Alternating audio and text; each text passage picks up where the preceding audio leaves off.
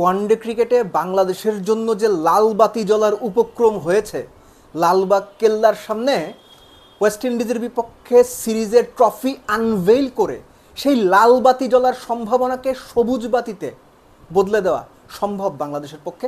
সবুজ বাতি না হোক, নিদেন পক্ষে হলুদ বাতি, লাল কালো হলুদ রং যাই হোক, যে উইকেটে খেলা হবে সেটার রং কালো। উইকেটের কথা যাবার আগে বেস্ট 11টা কেমন হতে পারে? সৌম্যকে নিয়েছেন, সৌম্যকে খেলিয়ে দেন প্লিজ, বেঞ্চে বসায় রেখে বেঞ্চ গরম করেন না।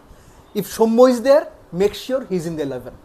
সৌম্য, সাইফ, শান্ত 4 নম্বরে, তাওহিদ হৃদয় 5 নম্বরে, মাইদুল ইসলাম অঙ্কন 6 নম্বরে, কাজী নুরুল হাসান সোহান।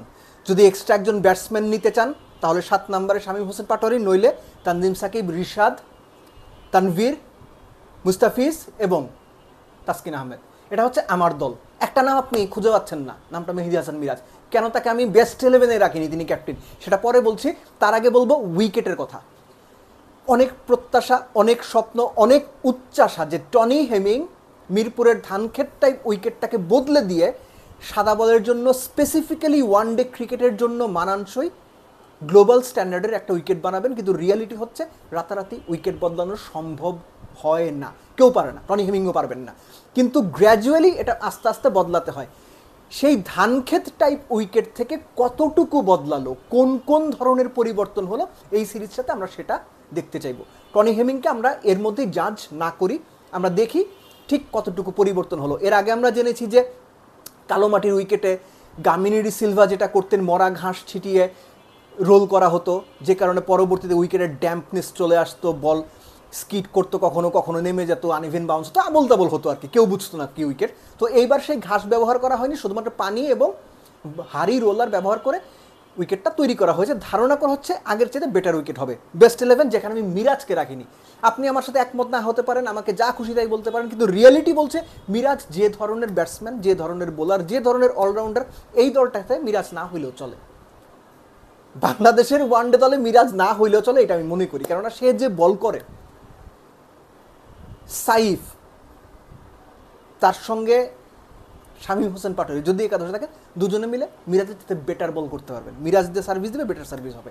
এর আগে একটা আলোচনাতে আমি বলেছি যে ওয়ার্ল্ড ক্রিকেটের দিকে যদি তাকান, এরকম অফ স্পিনার কোনো দল খেলায় না, কোনো দল না।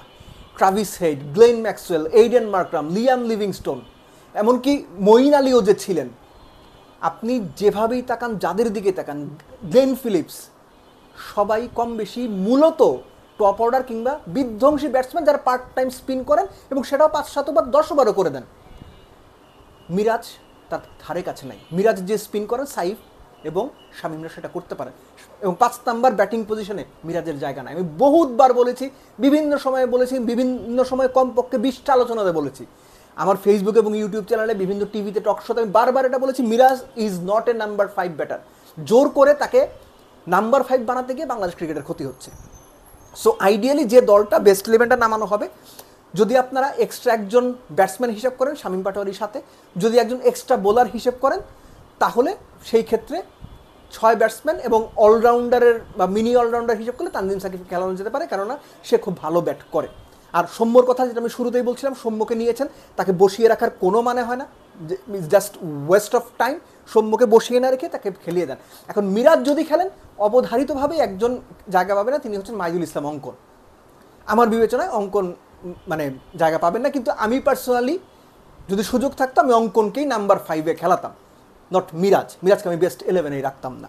বাট ক্যাপ্টেন যেহেতু, তিনি নাম্বার 5-এই খেলবেন, খুবই স্বাভাবিক। অঙ্কন জায়গা পাচ্ছে না, সেই ক্ষেত্রে 6-এ হয়তো আপনার নুরুল হাসান সোহান, আর যেটা বললাম যে আপনি 7 নাম্বার ইদার শামীম পাটোয়ারি, নয় হয়তো যদি একটু অলরাউন্ডার হিসেব করেন সাকিব।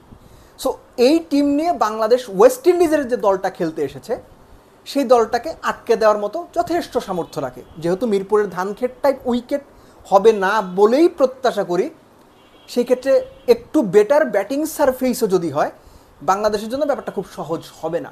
কেন? বাংলাদেশের ব্যাটিংয়ের অবস্থা খুব খারাপ, স্পেশালি মিডল অর্ডার যাচ্ছে এইভাবে ফেল করছে।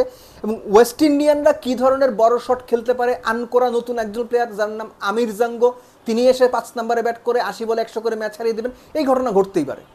সো রিয়েলিটি হচ্ছে যে বেটার সারফেস যদি হয়, বেটার বা স্পোর্টিং ট্র্যাক যদি হয়, বাংলাদেশের সম্ভাবনা তুলনামূলক কমতে থাকবে। উইকেট যত খারাপ হবে বাংলাদেশের সম্ভাবনা তত বাড়তে থাকবে। বাট ওয়েস্ট ইন্ডিজের বিপক্ষে, এই ওয়েস্ট ইন্ডিজের বিপক্ষে বাংলাদেশ যে কোনো বিবেচনাতে ফেভারিট।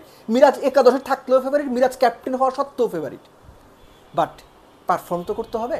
সো সব মিলে আমি বলবো বাংলাদেশের সামনে বিশ্বকাপের মূল পর্বে সরাসরি খেলার যে চ্যালেঞ্জ, সেই চ্যালেঞ্জের পথে অনেক ম্যাচ এখনও বাকি আছে, প্রায় 20+ ম্যাচ বাকি রয়েছে। এর মধ্যে বেশিরভাগ সিরিজ বাংলাদেশে। সো ওয়েস্ট ইন্ডিজ সিরিজ দিয়ে বাংলাদেশের সেই যাত্রা শুরু হোক নতুনের পথে, লাল বাত্তি জ্বলার আগে হলুদ বাত্তির পথে যাত্রা শুরু হোক। এবং আফগানিস্তানের বিপক্ষে যে নাইটমেয়ার সিরিজটা গেছে, সেটা থেকে বেরিয়ে আসার জন্য হলেও ওয়েস্ট ইন্ডিজের বিপক্ষে ভালো পারফর্ম করা জরুরি। এবং পরিস্থিতি যাই হোক, অফকোর্স আমরা বাংলাদেশকে যতটুকু সম্ভব আমরা সমালোচনা করব, দলের স্ট্র্যাটেজির, কোচদের, ক্যাপ্টেনদের, প্লেয়ারদের, ইন্ডিভিজুয়ালের সবার সমালোচনা করব। যিনি ভালো খেলবে তার প্রশংসাও করব, কিন্তু অ্যাবাভ এভরিথিং বাংলাদেশকে আমরা সাপোর্টও করব।